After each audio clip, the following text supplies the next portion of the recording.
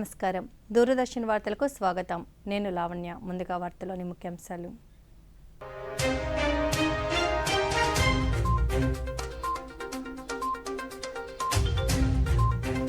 శాంతి ప్రగతితో అస్సాం నూతన అధ్యయనాన్ని లిఖిస్తుందన్న ప్రధానమంత్రి నరేంద్ర మోదీ.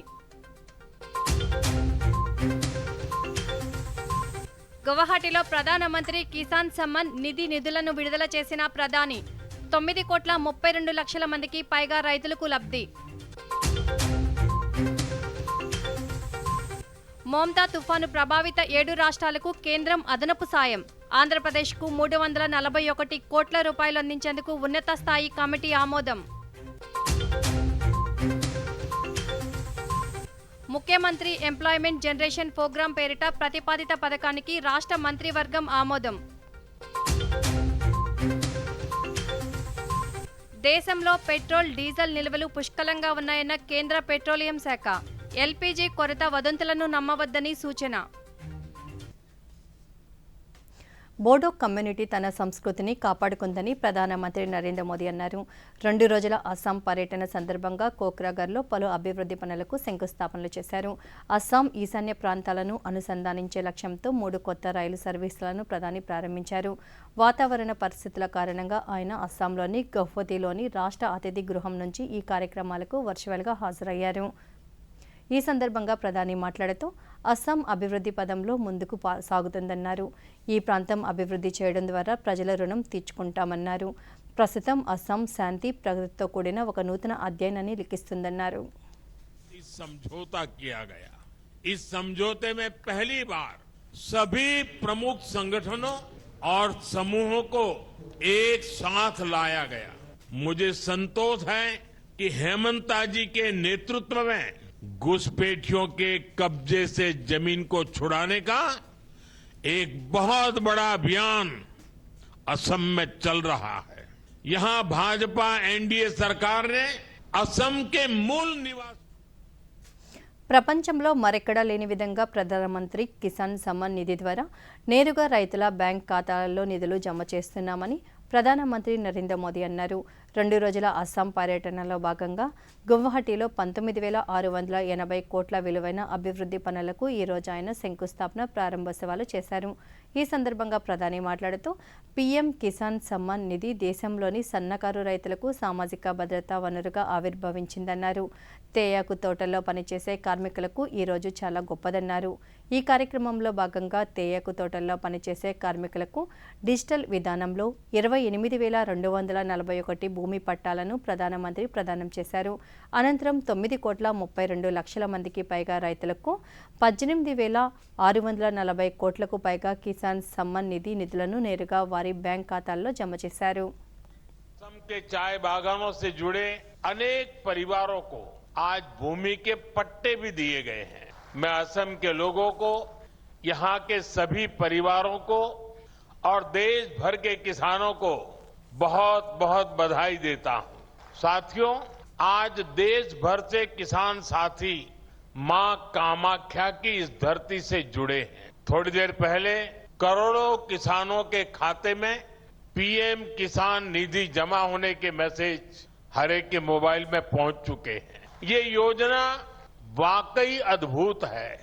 एक क्लिक से करोड़ों किसानों के बैंक खाते में सीधे पैसा जमा होता है।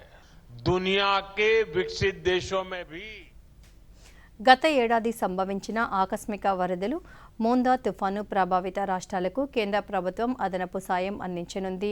కేంద్ర హోంమంత్రి, సహకార శాఖ మంత్రి అమిత్ షా అధ్యక్షతన జరిగిన ఉన్నత స్థాయి కమిటీ సమావేశంలో ఆంధ్రప్రదేశ్ సహా 6 రాష్ట్రాలకు 1,929 కోట్ల రూపాయల అదనపు ఆర్థిక సాయం అందించేందుకు ఆమోదం తెలిపింది. ఆంధ్రప్రదేశ్కు 341 కోట్ల రూపాయలు, ఛత్తీస్గఢ్కు 15,70,00,000 రూపాయలు, అత్యధికంగా గుజరాత్కు 778 కోట్ల రూపాయలు, హిమాచల్ ప్రదేశ్కు 288 కోట్ల రూపాయలు, నాగాలాండ్కు 158 కోట్ల రూపాయలు, జమ్మూ కాశ్మీర్కు 330 కోట్ల రూపాయల అదనపు సాయం మంజూరుకు ఉన్నత స్థాయి కమిటీ ఆమోదం తెలిపింది.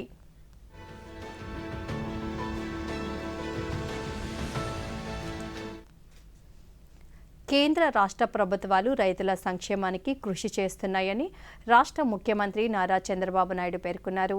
రైతులకు పెట్టుబడి సాగు సాయంగా ఏడాదికి 20,000 రూపాయల చొప్పున అందించే అన్నదాత సుఖీభవ పీఎం కిసాన్ 3వ విడత నిధుల విడుదల సందర్భంగా కృష్ణా జిల్లా గన్నవరం నియోజకవర్గంలోని సూరంపల్లిలో జరిగిన కార్యక్రమంలో ముఖ్యమంత్రి మాట్లాడుతూ రైతుల కోసం ప్రభుత్వం పలు సంక్షేమ పథకాలను అమలు చేస్తున్నట్లు తెలిపారు. అనంతరం ఆయన అన్నదాత సుఖీభవ పీఎం కిసాన్ పథకం యొక్క చెక్కును విడుదల చేశారు. ప్రధానమంత్రి గారిని చూస్తే అస్సాంలో ఉండి దేశం మొత్తం అందరి అకౌంట్లో డబ్బులు ఇదే సమయంలో పడిందంటే అది టెక్నాలజీకి ఉండే మహిమ. అదే సమయంలో కేంద్రం ఇవ్వాల్సిన డబ్బులు అక్కడ రిలీజ్ చేస్తే మనం ఇక్కడ రిలీజ్ చేశాం. అవన్నీ మీ అకౌంట్లో ఇప్పుడు వెరిఫై చేసుకునే పరిస్థితికి వచ్చారంటే టెక్నాలజీ ఏ విధంగా పనిచేస్తుందో మీరందరూ గుర్తుపెట్టుకోవాల్సిన అవసరం ఉంది. ఈ రోజు ఈ ఒక్క కార్యక్రమంలో మీరు చూస్తే 3వ విడత 46,85,000 మందికి రైతులకు ఒక్కొక్క రైతుకు 6,000 రూపాయలు డిపాజిట్ చేస్తున్నాం. అటు కేంద్రం గాని ఇటు రాష్ట్రం గాని. ఇంకొక పక్కన మీరు ఒకసారి చూస్తే ఈ ఒక్క విడతలోనే రాష్ట్ర ప్రభుత్వం మొత్తం కలిసి 2,676 కోట్ల రూపాయలు మీ అకౌంట్లో వేసాం. ఇందులో రాష్ట్ర వాటానే 1,874 కోట్లుంది. మొదటి విడతలో 700 రూపాయలు, రెండో విడతలో 7,000 రూపాయలు, మూడో విడతలో 6,000 రూపాయలు. అంటే మొత్తం కలిసి ఈ సంవత్సరంలో ప్రతి ఒక్క రైతు అకౌంట్లో 20,000 రూపాయలు జమ చేసిన. కడపలోని యోగ వేమన విశ్వవిద్యాలయం స్నాతకోత్సవంలో రాష్ట్ర గవర్నర్ ఎస్ అబ్దుల్ నజీర్ పాల్గొన్నారు. వరుసగా 4 స్నాతకోత్సవాలను ఒకేసారి ఈరోజు నిర్వహించారు. ఈ సందర్భంగా మొత్తం 64 మందికి పీహెచ్డీ పట్టాలు, 176 మందికి బంగారు పథకాలు, 1,194 మందికి పోస్ట్ గ్రాడ్యుయేట్ విద్యార్థులకు డిగ్రీలు ప్రదానం చేశారు. ఈ సందర్భంగా గవర్నర్ మాట్లాడుతూ వికసిత్ భారత్ 2047 లక్ష్య సాధనలో విశ్వవిద్యాలయాలు కీలక పాత్ర పోషించాలని పేర్కొన్నారు. నైపుణ్యాల పెంపుతో పాటు విలువల ఆధారిత విద్య ద్వారా విద్యార్థుల్లో నాయకత్వ లక్షణాలను పెంపొందించాలని సూచించారు. Pilgrimage centers and splendid tourist destinations, the region has gained a special place in the annals of history. It has been a hub for cultural and linguistic patronage. Kadapa stands as an epitome of religious harmony and confluence of unwavering faiths with 3 holy worship places of worship: Duvuni Kadapa, Bade Dargah and St. Mary's Cathedral. Hope I am right. The rich mineral wealth of Kadapa places it in a prominent position on the global map. I believe that the presence of Yogi Vemana University, an institution named after the renowned poet, philosopher and social reformer whose immortal verses అమరావతిలోని నీరుకొండలో 119 కోట్లతో Telugu cultural centre నిర్మాణానికి రాష్ట్ర మంత్రివర్గం ఆమోదం తెలిపింది. ముఖ్యమంత్రి నారా చంద్రబాబు నాయుడు అధ్యక్షతన జరిగిన మంత్రివర్గ సమావేశం పలు కీలక నిర్ణయాలు తీసుకుంది. మంత్రివర్గ నిర్ణయాలను రాష్ట్ర సమాచార పౌర సంబంధాల శాఖ మంత్రి కొలుసు పార్థసారథి మీడియాకు వెల్లడించారు. రాజధాని అమరావతిలో వివిధ సంస్థలకు భూ కేటాయింపులపై మంత్రివర్గ ఉపసంఘం ప్రతిపాదనలకు ఆంధ్రప్రదేశ్ ముఖ్యమంత్రి ఎంప్లాయ్మెంట్ జనరేషన్ ప్రోగ్రాం పేరిట ప్రతిపాదిత పథకానికి మంత్రివర్గం ఆమోదం తెలిపిందన్నారు. మిషన్ శక్తి కింద సఖీ నివాస్ పథకం అమలు చేయడానికి కేబినెట్ ఆమోదం తెలిపిందన్నారు. 6, 9, 11, 14, 16వ బెటాలియన్లో పనిచేస్తున్న ప్రస్తుతం 300 మంది హెడ్ కానిస్టేబుల్ పోస్టులను అసిస్టెంట్ రిజర్వ్ సబ్ ఇన్స్పెక్టర్ల స్థాయికి పెంచడానికి మంత్రిమండలి ఆమోదం తెలిపింది. అమరావతిలోని నీరుకొండలో ఈపీసీ కాంట్రాక్ట్ పద్ధతిలో తెలుగు కల్చరల్ సెంటర్ నిర్మాణ పనులకు జీఎస్టీ మరియు ఇతర నిబంధనలతో కలిపి 119.27 కోట్ల మొత్తానికి రాష్ట్ర మంత్రి మండలి పరిపాలన ఆమోదం తెలిపింది. 5 ఎకరాల స్థలంలో 2,000 మంది కూర్చుని భారీ గ్రాండ్ ఆడిటోరియం, 100 మందికి సరిపడా ఓపెన్ ఎయిర్ థియేటర్లతో పాటు తెలుగు భాషా మ్యూజియం కూడా నిర్మించే కార్యక్రమం చేస్తామంది ప్రభుత్వం. మరి దానికి 119.27 కోట్లు శాంక్షన్ చేయడం జరిగిందని చెప్పేసి మనం చేస్తాను. ముఖ్యమంత్రి గారు కూడా ఈ ఏదైతే ఉందో తెలుగు భాష మ్యూజియం ఏదైతే ఉందో తెలుగుదనం ఉట్టిపడి వార్తల్లో చిన్న విరామం. క్యూఆర్ కోడ్ స్కాన్ చేయండి, 5,000 క్యాష్ బ్యాక్ పొందండి. అరే వా, భలేగుందే. చిక్కుకున్నాడు. యూపీఐ పిన్ ఎంటరింగ్ కేవలం డబ్బు పంపడానికేనా? ఆర్బీఐ అంటోంది తెలివిగా ఆలోచించండి, అప్రమత్తంగా ఉండండి. వార్తలకు తిరిగి స్వాగతం. అమరావతిలో ప్రతిష్టాత్మకంగా చేపడుతున్న Birla institute of technology bits Pilani AI plus campus నిర్మాణానికి సంబంధించిన ప్లాన్లను రాష్ట్ర విద్యా ఐటీ శాఖల మంత్రి నారా లోకేష్ ఈరోజు పరిశీలించారు. ఉండవల్లి నివాసంలో మంత్రిని కలిసి బిట్స్ ప్రతినిధులు ఏఐ క్యాంపస్ ప్లాన్లను సందర్శించారు. ఈ సందర్భంగా వారు మాట్లాడుతూ AI, data science, robotics, cyber physical systems తదితర కోర్సులు అమరావతి క్యాంపస్లో ఉంటాయని తెలిపారు. 2 దశల్లో 7,000 మంది విద్యార్థులకు అవకాశం కల్పించేలా నిర్మాణాలను చేపడుతున్నట్లు వివరించారు. బిట్స్ నిర్మాణ ప్లాన్ల పట్ల సంతృప్తి వ్యక్తం చేసిన మంత్రి సాధ్యమైనంత త్వరగా క్యాంపస్ ప్రారంభించేలా చర్యలు తీసుకోవాలన్నారు.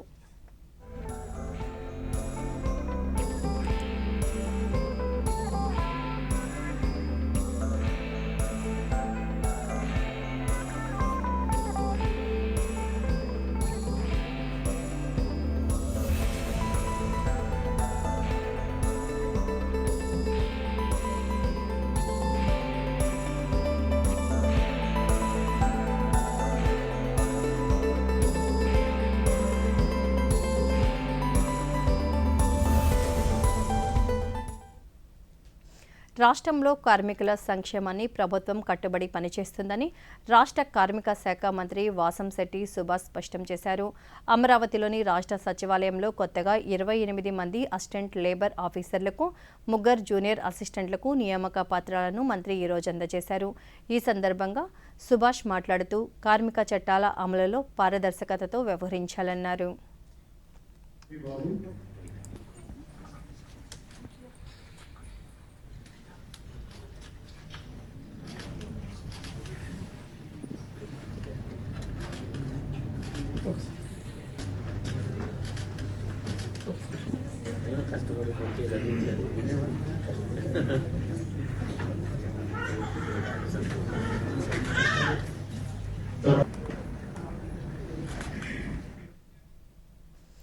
పల్నాడు జిల్లాలో నర్సరావుపేటలోని ఏరియా ఆసుపత్రిని జిల్లా కలెక్టర్ కృతికా శుక్లా ఈరోజు తనిఖీ చేశారు.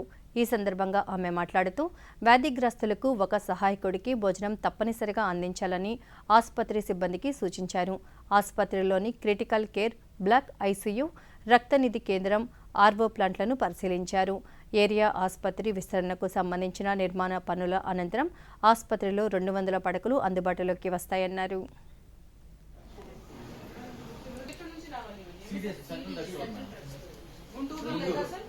గుంటూరులో కూడా లేదు మేడం, నాట్ అవైలబుల్. వాళ్ళకి ఎక్కడి నుంచి రావాలి? వాళ్ళకి టెండర్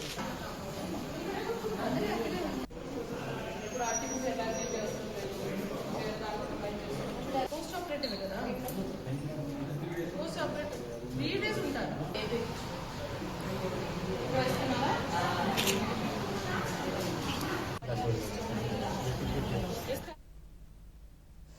గ్యాస్ కొరతపై వస్తున్న వదంతులను ప్రజలు నమ్మవద్దని, జిల్లాలో గృహ వినియోగానికి అవసరమైన గ్యాస్ నిల్వలు సరిపడా ఉన్నాయని శ్రీ పొట్టి శ్రీరాములు నెల్లూరు జిల్లా జాయింట్ కలెక్టర్ మొగిలి వెంకటేశ్వర్లు తెలిపారు. ఈరోజు ఆయన జిల్లా కలెక్టరేట్లో జిల్లా పౌర సరఫరాల శాఖ అధికారి లీలారాణితో కలిసి గ్యాస్ సరఫరా సంస్థల ప్రతినిధులు, అధికారులతో సమీక్ష సమావేశం నిర్వహించారు. ఈ సందర్భంగా ఆయన మాట్లాడుతూ జిల్లాలో గ్యాస్ సరఫరా వ్యవస్థను ఎప్పటికప్పుడు పర్యవేక్షిస్తున్నామన్నారు. ప్రజలకు అవసరమైన ఎల్పీజీ గ్యాస్ సిలిండర్లు అందుబాటులో ఉన్నాయన్నారు. మరి మీరు ఇచ్చిన స్టాక్ కన్నా సేల్స్ ఆఫీసర్ స్టాక్ ఎందుకు వేరేసి ఉంది? మరి బ్యాలెన్స్ నాట్ బ్యాలెన్స్.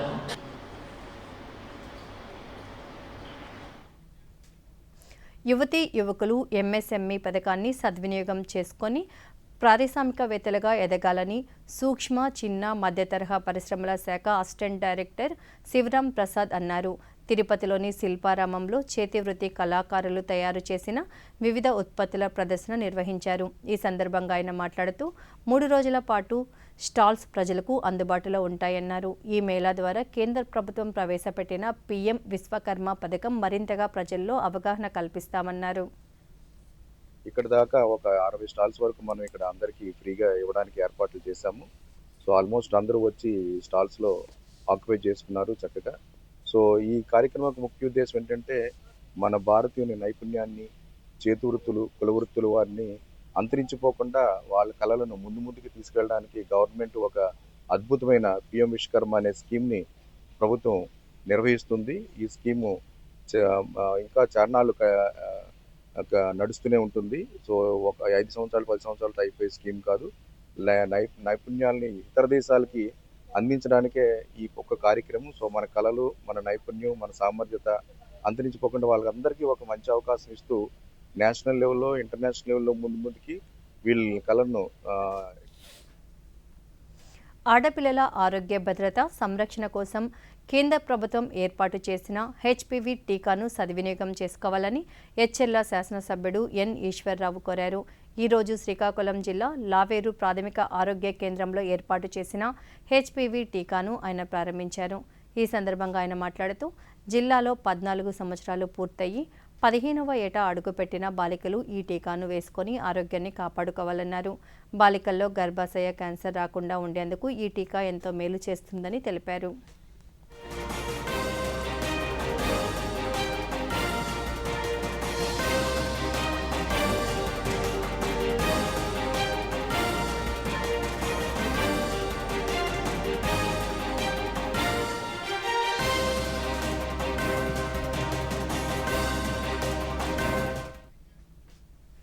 పశ్చిమ గోదావరి జిల్లాలోని డాక్టర్ వైఎస్ఆర్ ఉద్యాన విశ్వవిద్యాలయంలో ఈరోజు 12 అంతర్ కళాశాల క్రీడా పోటీలు ప్రారంభమయ్యాయి.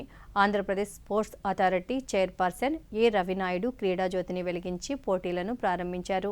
ఈ సందర్భంగా రవినాయుడు మాట్లాడుతూ రాష్ట్ర ప్రభుత్వం క్రీడాకారులను ప్రోత్సహించడానికి అనేక కార్యక్రమాలు చేపడుతుందన్నారు. క్రీడాకారులు క్రీడల్లో రాణించి జాతీయ, అంతర్జాతీయ స్థాయిలో ప్రతిభ కనబర్చాలన్నారు.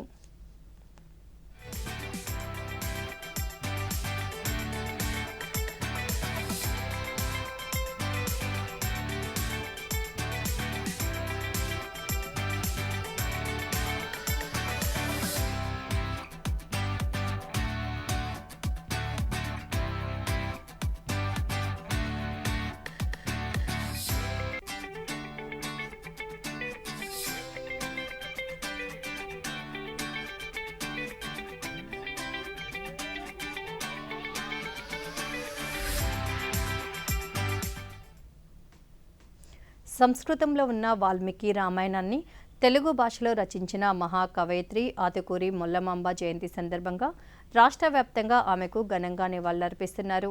రాష్ట్ర ప్రభుత్వం ఆమె జయంతిని రాష్ట్ర పండుగగా నిర్వహిస్తుంది. రాష్ట్ర వ్యాప్తంగా వివిధ జిల్లాలలో జరిగిన జయంతి కార్యక్రమాల విశేషాలను ఇప్పుడు చూద్దాం. మహాకవయిత్రి మొల్లమాంబ జయంతి సందర్భంగా తూర్పు గోదావరి జిల్లా రాజమహేంద్రవరం కలెక్టరేట్లో జిల్లా బీసీ సంక్షేమ శాఖ ఆధ్వర్యంలో in charge RDO K Bhaskar Reddy Mollamamba చిత్రపటానికి పూలమాలలు వేసి ఘనంగా నివాళులర్పించారు. ఈ సందర్భంగా కె భాస్కర్ రెడ్డి మాట్లాడుతూ మొల్లమాంబ తన అపార ప్రతిభతో తెలుగు సాహిత్యంలో ప్రత్యేక స్థానం సంపాదించుకున్నారన్నారు.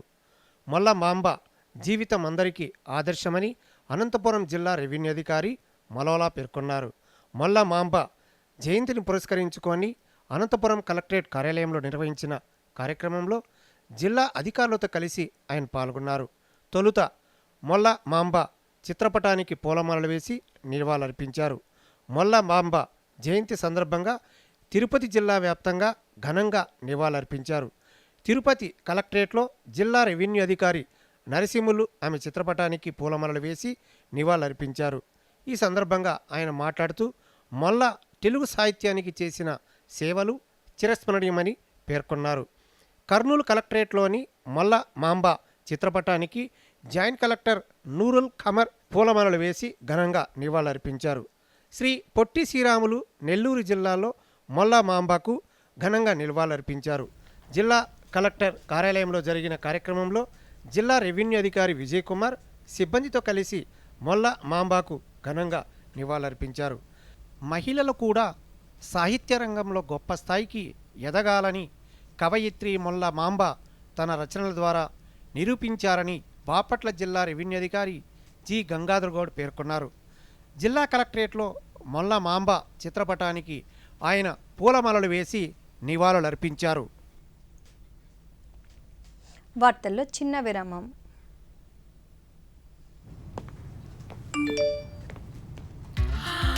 $10 లక్షల లాటరీ నాకా? వావ్! చిక్కుకుంది. బూటకపు ఆఫర్ల పట్ల అప్రమత్తంగా ఉండండి. ఆర్బీఐ అంటోంది తెలివిగా ఆలోచించండి, అప్రమత్తంగా ఉండండి. వార్తలకు తిరిగి స్వాగతం. భారతీయ రైల్వేలు మొత్తం 77% సమయ పాలనను సాధించాయని రైల్వే శాఖ మంత్రి అశ్విని వైష్ణవ్ అన్నారు.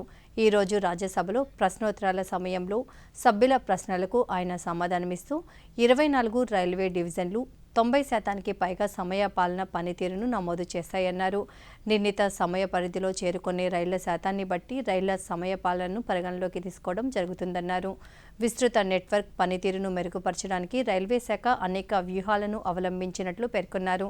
మౌలిక సదుపాయాల నిర్వహణను మరింత సజావుగా సమర్థవంతంగా నిర్వహించడానికి భారతీయ రైల్వేలు ఇప్పటికే 26 వారాల ముందస్తు నిర్వహణ ప్రణాళికలతో వ్యవహరిస్తున్నట్లు చెప్పారు. Updating in a real time, so this has given us very good tool for optimizing the network. It's a very complex network, Honorable Chairman sir, and given the size and magnitude of the operations, we operate about 25,000 trains every day. One of the key challenges we face is it's a mixed traffic. Many countries like Japan, South Korea, Taiwan, they basically constructed passenger corridors separate, and the conventional lines were reserved then for the freight corridors. So that really helped them. So this is the thought process by which in the current budget. Petrol diesel ఉత్పత్తిలో దేశం స్వయం సమృద్ధి కలిగి ఉందని కేంద్ర petroleum శాఖ joint secretary Sujatha Varma తెలిపారు.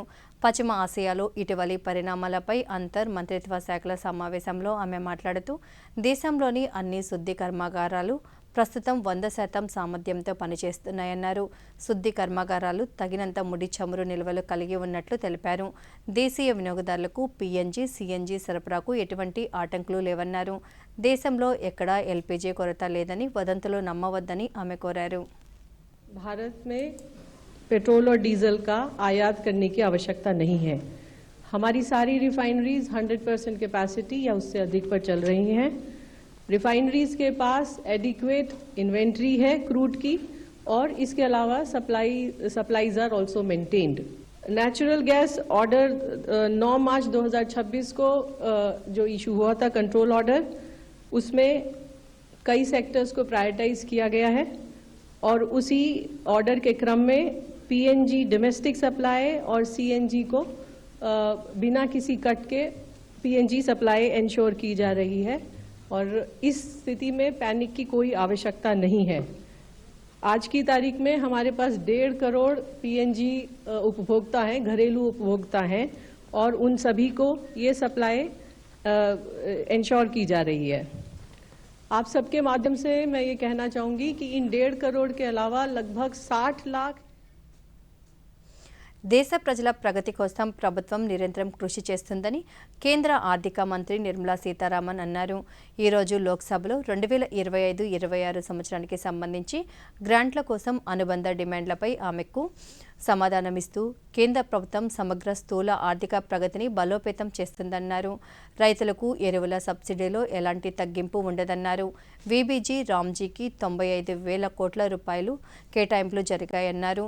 గ్రాంట్ల కోసం అనుబంధ డిమాండ్ల కింద 30,000 కోట్లు కేటాయించినట్లు పేర్కొన్నారు. అంతర్జాతీయ పరిణామాల కారణంగా భారతదేశంలో తలెత్తుతున్న సవాళ్ల నడుమ అవసరమైన నిధులను సమకూర్చడం, వ్యవస్థలను బలోపేతం చేయడం, సంక్షోభాన్ని ఎదుర్కోవడానికి సంసిద్ధతను కల్పించడం వంటి అనేక చర్యలను ప్రభుత్వం చేపడుతుందన్నారు. कि वो क्या हो गया, आपके जी राम जी आ गए, मगर हमारे पुराने बिल का क्या होगा? 30,000 करोड़ वो पुराने बिल के लिए इस सप्लीमेंट्री डिमांड फॉर ग्रांट्स में, इस सप्लीमेंट्री डिमांड फॉर ग्रांट्स में मार्च 31 तक जो मनरेगा लागू है उसके लिए 30,000 करोड़ नया 1 अप्रैल से G RAM G. Vocal for local Atmanirbhar Bharat స్ఫూర్తి దేశపు చేనేత రంగం బలోపేతానికి దోహదపడిందని కేంద్ర వస్త్ర పరిశ్రమల శాఖ మంత్రి గిరిరాజ్ సింగ్ అన్నారు. ఈరోజు రాజ్యసభలో సభ్యులు అడిగిన అనుబంధ ప్రశ్నలకు ఆయన సమాధానమిస్తూ చేనేత రంగం దేశానికి ఒక విశిష్టమైన గుర్తింపుగా నిలుస్తుందన్నారు. కేంద్ర ప్రభుత్వ ఆధ్వర్యంలో 2015లో మొట్టమొదటి జాతీయ చేనేత దినోత్సవ వేడుకలు నిర్వహించినట్లు తెలిపారు. దేశంలోని చేనేత కార్మికుల కఠోర శ్రమ, సేవలు, వారసత్వాన్ని దేశం గర్వంగా గుర్తించి వారిని అభినందిస్తూనే సందేశాన్ని చాటి చెప్పడమే ఈ కార్యక్రమం ముఖ్య ఉద్దేశంగా పేర్కొన్నారు. प्रधानमंत्री नरेंद्र मोदी के नेतृत्व में पहली बार 2015 में जो ढिढोरा पीटते हैं गरीबों के मसीहा बनने का మహిళా విద్యార్థులు కార్మికులకు నెలవారీ సెలవులు కల్పించే దేశవ్యాప్త విధానాన్ని కోరుతూ దాఖలైన ప్రజా ప్రయోజన వాద్యాన్ని స్వీకరించడానికి సుప్రీంకోర్టు నిరాకరించింది. అటువంటి పరిస్థితుల్లో మహిళలు ఎవరూ ఉద్యోగాలు ఇవ్వరని సుప్రీంకోర్టు పేర్కొంది. అలాంటి నిబంధన వల్ల పురుషుల కంటే తాము తక్కువ అనే భయం ఉద్యోగాలు చేసే మహిళల్లో సృష్టించే అవకాశం ఉందని సుప్రీంకోర్టు పేర్కొంది.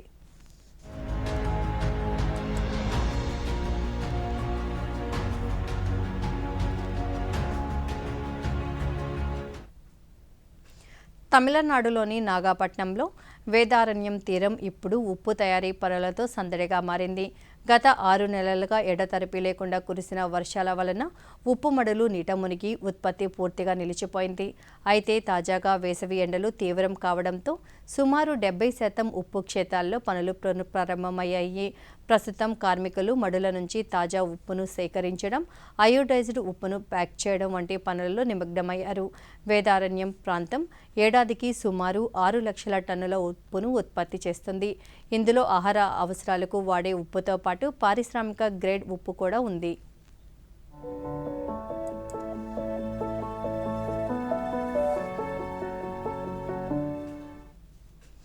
శ్రీనగర్లోని ఇందిరాగాంధీ మెమోరియల్ తులిప్ గార్డెన్కు పర్యటనలను అలరించేందుకు సిద్ధమైంది.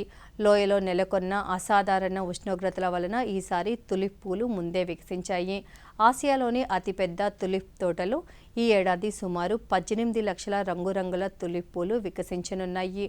కేవలం ఈ పువ్వులు మాత్రమే కాకుండా వంటి ఇతర పుష్పాలు కూడా వికసించాయి. ఈ ఏడాది హిమాచల్, కాశ్మీర్ ప్రాంతాలలో ఉష్ణోగ్రతలు సాధారణం కంటే ఎక్కువగా నమోదు కావడంతో తులిప్ పూలు ముందు వికసించాయని అధికారులు వెల్లడించారు.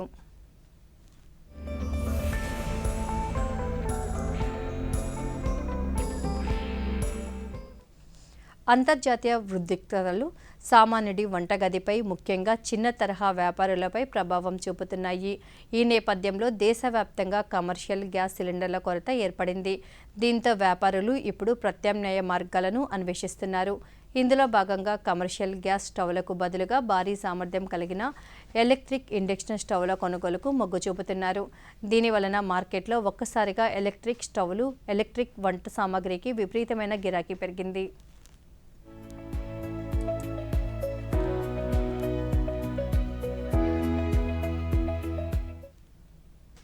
లడఖ్లోని కార్గిల్ జిల్లాలో ఉన్న ద్రాస్ సెక్టార్తో పాటు ఎత్తైన జోజిలా పాస్ వద్ద భారీగా మంచు కురవడంతో కీలకమైన రవాణా మార్గం తాత్కాలికంగా నిలిచింది.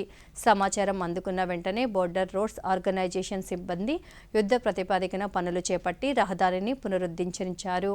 ఇదిలా ఉండగా మరోవైపు పర్యాటకులతో పాటు పిల్లలు మంచులో ఆడుకుంటూ సందడి చేస్తున్నారు.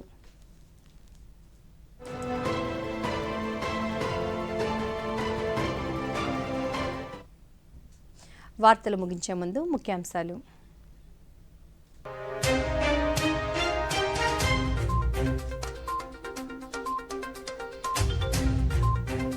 శాంతి ప్రగతితో అస్సాం నూతన అధ్యాయాన్ని లిఖిస్తుందన్న ప్రధానమంత్రి నరేంద్ర మోదీ. గువాహటిలో ప్రధానమంత్రి కిసాన్ సమ్మాన్ నిధి నిధులను విడుదల చేసిన ప్రధాని. 9,32,00,000 మందికి పైగా రైతులకు లబ్ధి. మోంతా తుఫాను ప్రభావిత 7 రాష్ట్రాలకు కేంద్రం అదనపు సాయం. ఆంధ్రప్రదేశ్కు 341 కోట్ల రూపాయలు అందించేందుకు ఉన్నత స్థాయి కమిటీ ఆమోదం. ముఖ్యమంత్రి ఎంప్లాయ్మెంట్ జనరేషన్ ప్రోగ్రాం పేరిట ప్రతిపాదిత పథకానికి రాష్ట్ర మంత్రివర్గం ఆమోదం. దేశంలో పెట్రోల్ డీజిల్ నిల్వలు పుష్కలంగా ఉన్నాయన్న కేంద్ర పెట్రోలియం శాఖ. ఎల్పీజీ కొరత వదంతులను నమ్మవద్దని సూచన. ఈ వార్తలు ఇంతటితో సమాప్తం. నమస్కారం.